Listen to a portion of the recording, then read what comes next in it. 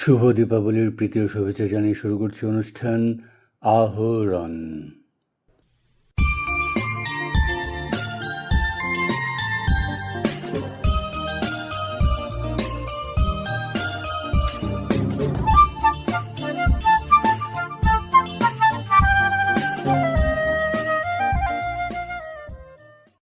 আলোর উৎসব দীপাবলি, অথচ বাজি পটকা জ্বালিয়ে আনন্দ উৎসবে মেতে থাকেন অনেকেই।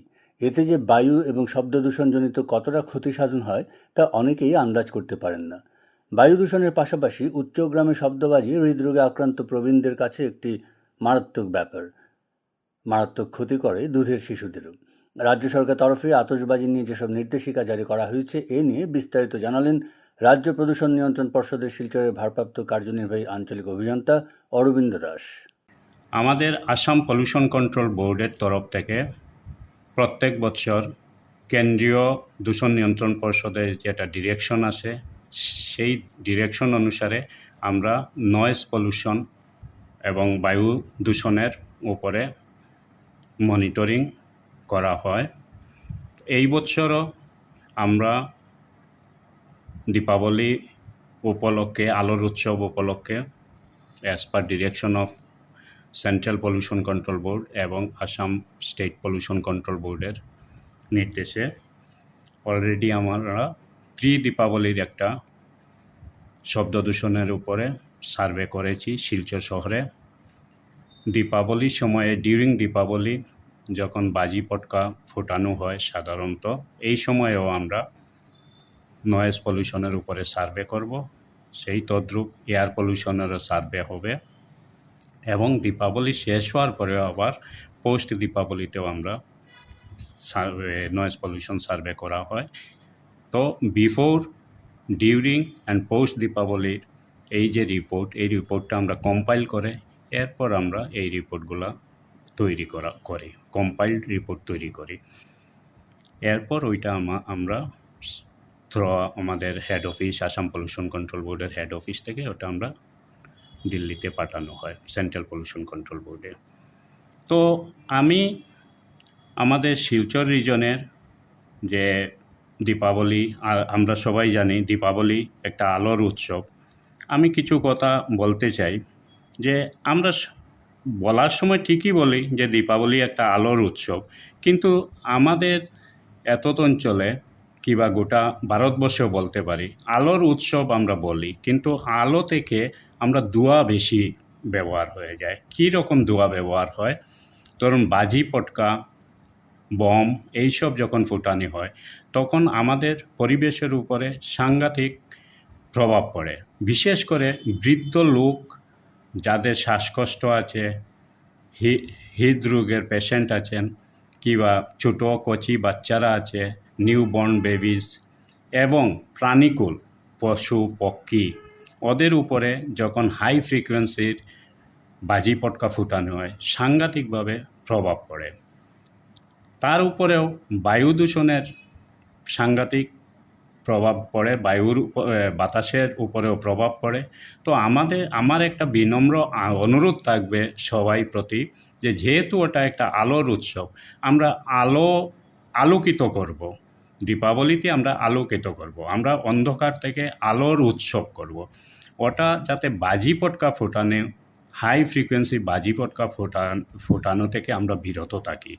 তদুপরি আমাদের এতদ অঞ্চলে আমাদের কাছাড় ডিস্ট্রিক্টের ডিস্ট্রিক্ট কমিশনারের নির্দেশে আমরা কিছু কিছু বাজি পটকার উপরে নিষেধাজ্ঞা রেখেছি, আর কিছু কিছু বাজি পটকার উপর আমরা নিষেধাজ্ঞা শিথিল রেখেছি। যেমন ধরুন যেসব বাজি পটকা 125 ডেসিবেল শব্দের মাত্রা 4 মিটার ডিস্টেন্সের মধ্যে পরে 125 ডেসিবেল থেকে উপরে হয়, এইসব বাজি পটকা টোটালি আমরা বন্ধ রেখেছি, যে এইসব বাজি পটকা কেউ কিনতে পারবে না, বিক্রি করতে পারবে না। আর গ্রিন ক্র্যাকার্স মানে সবুজ আতশবাজির মধ্যে আমরা 16টা আইটেমকে রেখেছি, যেটা কিনা যাবে কিংবা বিক্রি করা যাবে। যেগুলা থেকে আমাদের বায়ু কিংবা শব্দ দূষণ কিংবা বায়ু দূষণের মাত্রা একটু কম থাকে, এইগুলা আমরা টেস্ট করে অলরেডি রেখেছি যে এইগুলা আমরা যদি ব্যবহার করি তাহলে আমরা বায়ু দূষণ এবং শব্দ দূষণ থেকে রক্ষা পাবো। এই যে 16টা আইটেমের কথা বলছি আমি, এই 16টা আইটেম হলো স্টার, অল সাইজ, রশ্মি, 28 ক্র্যাকার্স, রকেট। 28 ক্র্যাকার বলতে 28 ছোটো প্যাকেট, কিন্তু হাজারি না।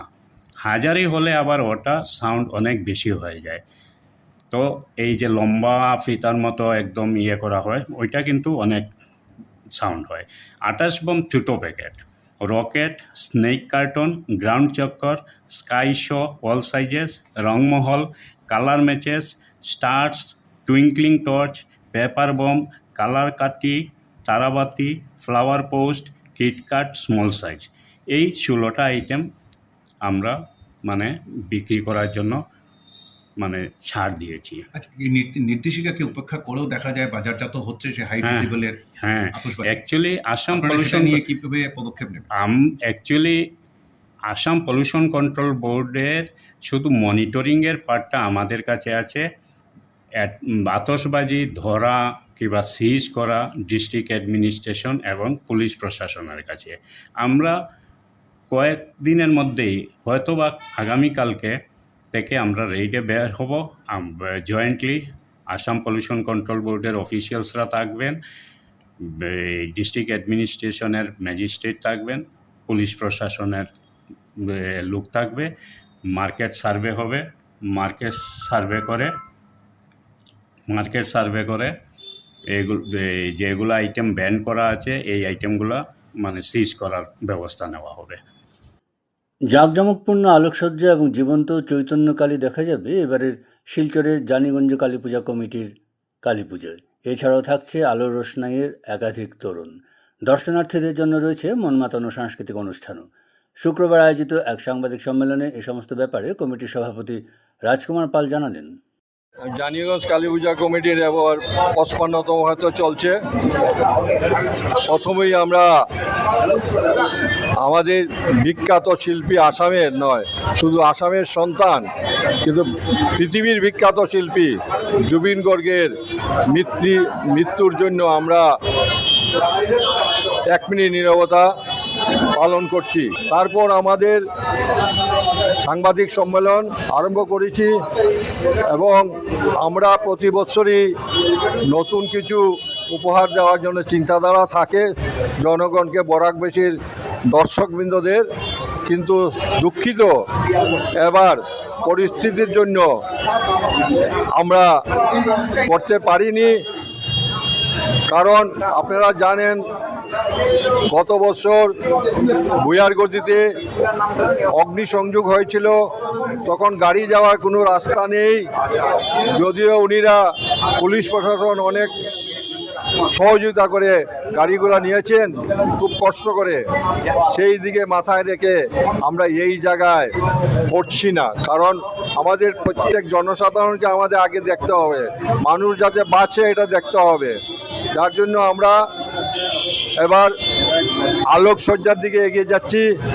প্রথমেই আমরা জানিগঞ্জ এবং দেওয়ানজি বাজারের সংযোগস্থলে আমরা একটা বড় আলোর গেট করেছি, উচ্চতা প্রায় 55 ফুট। জানিগঞ্জ এবং তুলাপট্টির সংযোগস্থলে আরেকটা গেট করেছি, এটাও প্রায় 55 ফুট। এবং রাস্তার উপরে 5টি রঙিন খড়কা থাকবে এবং বিভিন্ন লাইট হবে। এবং আমাদের মণ্ডপের এখানে এটা উচ্চতা প্রায় 35 ফুট। এখানে আপনার আলোর অনেক কারসাজি থাকবে। আমি বরাকবেশীর জনগণকে বলছি, আপনারা আমাদের দুঃখটা মেনে নেবেন, আপনাদেরকে হাত জোর করছি। আবার আমরা খুব ভালো কিছু করতে পারিনি সত্যি, কিন্তু আগামীতে আমাদের চিন্তাধারা আছে, পুষ্করণী, থানা পুষ্করণীর মধ্যে নিয়ে কিছু করা যায়, চিন্তাধারা আছে। হ্যাঁ, এবং আমাদের এবারে কিছু প্রোগ্রাম আছে। প্রজাপতি ব্রহ্মকুমারী ঈশ্বরীয় বিদ্যালয় চৈতন্য কালী জীবন্ত কালী প্রদর্শনী হবে সঙ্গে নাটকও পরিবেশন করবেন। তাছাড়া আমরা রাত্রে মহাপ্রসাদ বিতরণ করে থাকি এবং আমাদের এখানে কালচারের প্রোগ্রামও চিন্তাধারা আছে। দেবজিৎ সাহা আসবে, উনি করবেন, আশ্বাস দিয়েছেন। হ্যাঁ, তাই আপনাদেরকে আমরা সবাইকে আমি এই কালী পূজা দীপাবলির শুভেচ্ছা জানাই, বরাকবাসীর জনসাধারণকে শুভেচ্ছা জানাই। আগাম সহসভাপতি জয় বর্দিয়া। প্রত্যেকবারের ন্যায় জানিগঞ্জ কালী পূজা কমিটি দেওয়ালি এবং কালী পূজা উপলক্ষে এই সমস্ত শিলচর শহর নয়, সমস্ত বরাক ভ্যালিতে যেভাবে একটা মানুষের আশা থাকে, এই আশা পূরণ করার জন্য আমরা প্রত্যেকবারের ন্যায় এবারও পূজা করছি। কিন্তু বিভিন্ন দিক দিয়ে মাথায় রেখে গতবারে যে একটা ঘটনা ঘটেছিল, এই পিছনে আগুন লাগাতে ওই চিন্তা মাথায় রেখে আমরা এবার মঞ্চটাকে যাতে ফায়ার ব্রিগেডটা নিচে থেকে যাওয়া যায় এইভাবে আমরা একটু হাইট করে মণ্ডপটা বানিয়েছি। এর জন্য হয়তো কিছুটা আমাদের অসুবিধা হচ্ছে, কারণ এত হাইটে প্রতিমাটা উপরে নেওয়া যায় না, তাই আমরা পূজাটা নিচেই করব। আর আপনাদের যেভাবে একটা আছে প্রত্যেকবার যেভাবে আমরা একটা চমক প্রদান করে আপনাদের আশা পূরণ করে যেমন হচ্ছে, এই আশা রেখে আমরা এবারও এই বাইরে থেকে আর্টিস্ট আনবো, একটা বানাবো একটা সামনে রাস্তার উপরেই, যাতে একটা সমস্ত ধরনের একটা কারুকার্য শিল্পকলা থাকবে সেখানটায়। গেটের সমস্যা আর গেটগুলো যেভাবে আমরা বানাচ্ছি, বড় বড় হাইট দিয়ে বানাচ্ছি গেটগুলো, এইগুলো আমাদের গর্ত করে বানাতে লাগে, কিন্তু এই গর্তটা কিন্তু আমরা পরে ভরাট করে দিই। তা আমি চাইবো প্রত্যেক জায়গাতে, শুধু আমাদের শিলচর শহর নয়, সমস্ত বরাক ভ্যালিতে এই যতটা গর্ত করা হয়, যাতে গর্তগুলো ভরাট করা, আমরা প্রত্যেকবার কিন্তু গর্তগুলো ভরাট করে দিই। তা আমার অনুরোধ থাকবে প্রত্যেক পূজা কমিটিকে, প্রত্যেক ক্লাবকে, যাতে আমরা কোনো রকমের যাতে ক্ষয়ক্ষতি না করি। আর যদি করতে লাগে বাধ্য হয়ে এগুলোকে আমরা কিন্তু পরে আবার যাতে ফিল আপ করে দিই, যাতে মানুষের যে কোনো কষ্ট না হয় বা প্রশাসনে যদি আমাদের কোনো কথা বলতে না পারে।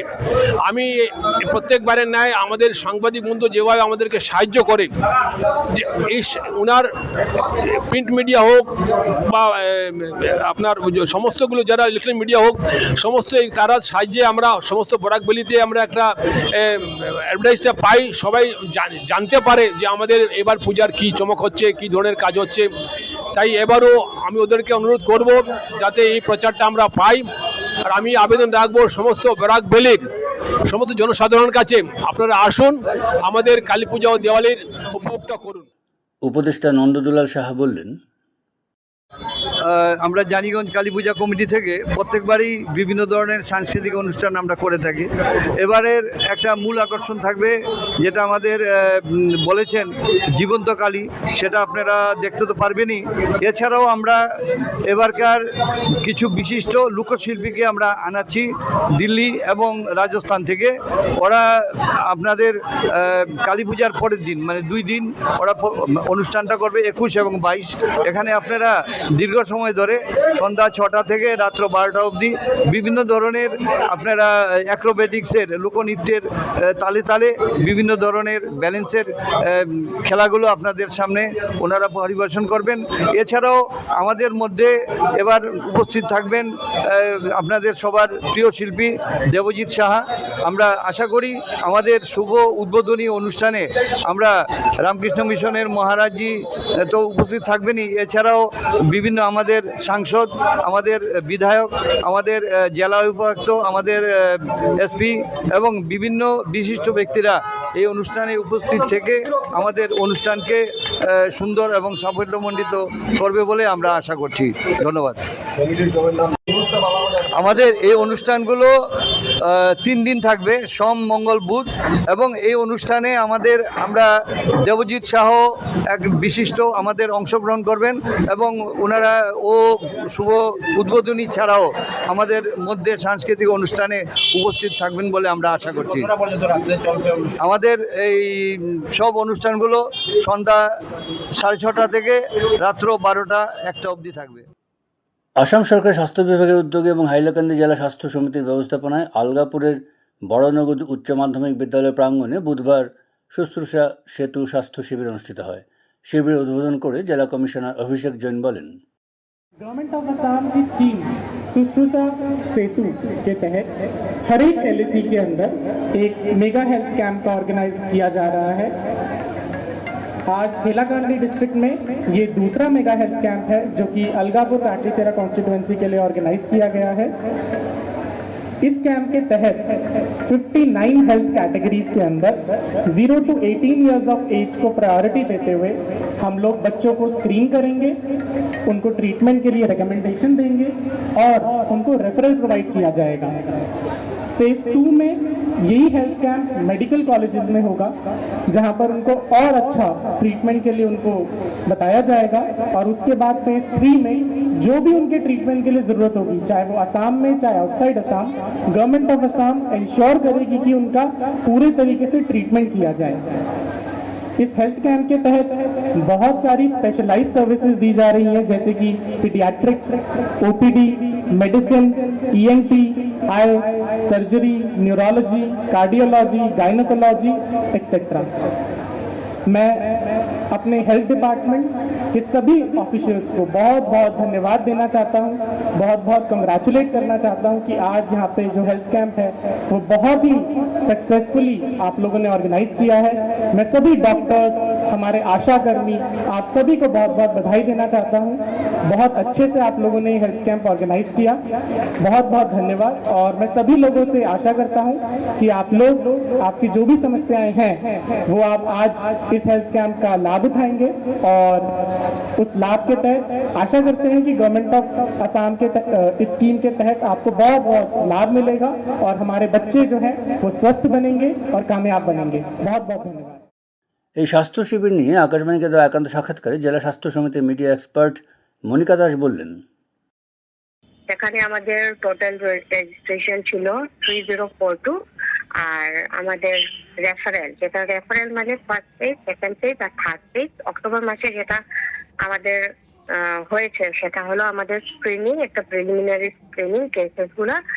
আর 3042 মধ্যে থেকে আমরা 620 যেটা নভেম্বর মাসে মেডিকেল কলেজে ওনাদেরকে নেওয়া হবে আর সেখানে গিয়ে ওনাদের ফার্দার ট্রিটমেন্ট বা ফার্দার যেটা ডায়াগনোসিস বা যা কিছু লাগবে সেটা করা হবে। সেখানেও যদি আমাদের ট্রিটমেন্ট যদি না হয়, যদি আরো ফার্দার কিছু লাগবে তাহলে ডিসেম্বর মাসে আমরা অন্য যেখানে মানে আরো ভালো মেডিকেল কলেজ বা এমপ্যানেল হসপিটাল গভর্নমেন্ট অফ আসামে এখানে আমরা পাঠানি হবে ইন আসাম বা আউটসাইড আসাম। আর সেদিন যেটা 15 তারিখে আমাদের অক্টোবর মাসের হেলথ মেলা হয়েছে সেখানে যেমন আমাদের সার্ভিসেস ছিল যেমন নিউরোলজি, কার্ডিওলজি, মেডিসিন, গাইনি, তারপরে আপনাদের ছিল ডেন্টাল অপিডি, তারপরে আই, ইএনটি, অর্থো, এগুলো কয়েকটা সার্ভিসেস আমাদের ছিল। এছাড়াও আমাদের ল্যাবরেটরি সার্ভিসেস ছিল, তারপরে যোগা একটা সেশন ছিল ওয়েলনেস অ্যাক্টিভিটির আন্ডারে, তারপরে কাউন্সিলিং সেশন ছিল, আইটি, সেই পরিষেবা আমরা মানে দিয়েছিলাম আর কি। এটা অনুসারে মানে নেক্সট যেটা হবে এটা নভেম্বর মাসে হবে, যে রেফার্ড কেস করা হয়েছে ওনাদেরকে আমরা মেডিকেল কলেজে নিয়ে যাবো। প্রাথমিকভাবে চিকিৎসার অধীন মানে বিশেষ কোনো রোগ নয়, তাদেরকে স্থানীয়ভাবে কোনো ওষুধপত্র দেওয়া হয়েছে নিশ্চয়ই? হ্যাঁ হ্যাঁ হ্যাঁ, মেডিসিন যারা মানে এখন মেডিসিন খেয়ে যদি ঠিক হওয়া যায় ওনাদের জন্য আমরা এখন মেডিসিন আমাদের তরফ থেকে দেওয়া হয়েছে। কিন্তু যদি আরো যারা 620 যাদের মানে ফার্দার ট্রিটমেন্ট লাগবে ওনাদেরকে আমরা রেফারেল হিসাবে আইডেন্টিফাইড করে আমরা ওনাদের নাম, ফোন নাম্বার পোর্টালে আমরা আইডেন্টিফাইড করে আপলোড করা হয়েছে। ওনাদেরকে নভেম্বর মাসে আবার আমরা নিয়ে যাব ফার্দার ট্রিটমেন্টের জন্য reserve medical college.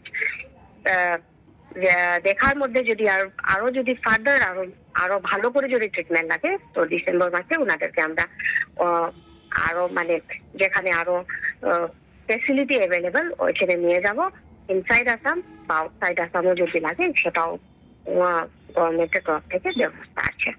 11 October Sreebhumi জেলার জেলাশাসক কার্যালয় সভাকক্ষে প্রধানমন্ত্রী ধনধান্য কৃষি যোজনা জাতীয় উদ্বোধনী অনুষ্ঠানে সরাসরি সম্প্রচার অনুষ্ঠিত হয়।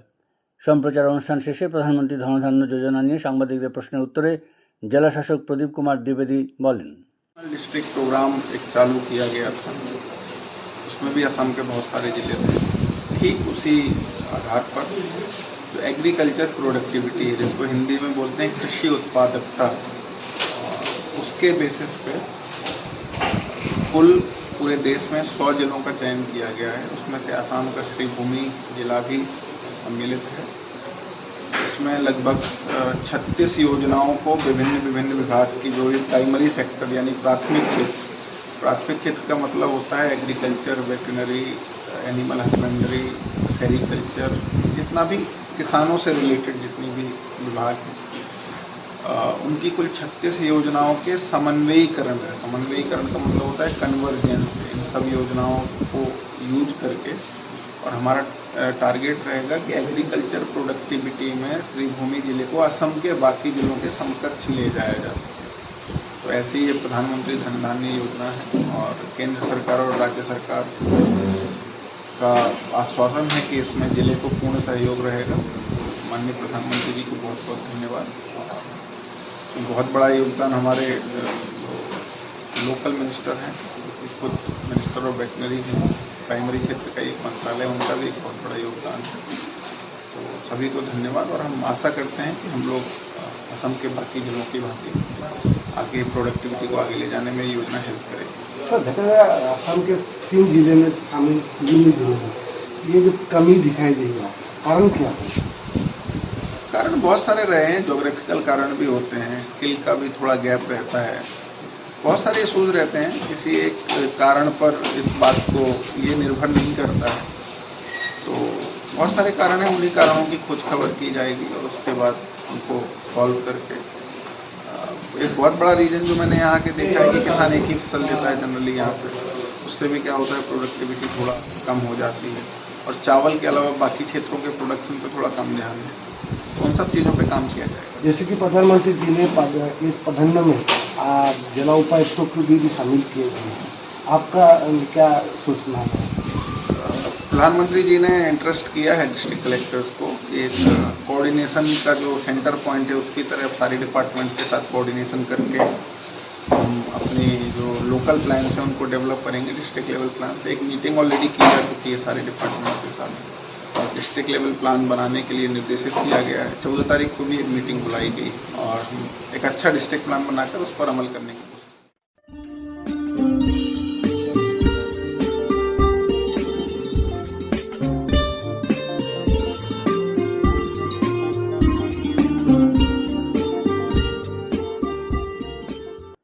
শ্রোতা বন্ধুরা, আহরণ আজ এখানে শেষ করছি। আপনাদের সঙ্গে আবার কথা হবে আমাদের আগামী অনুষ্ঠানে। আপনারা ভালো থাকবেন এবং অবশ্যই সুস্থ থাকবেন।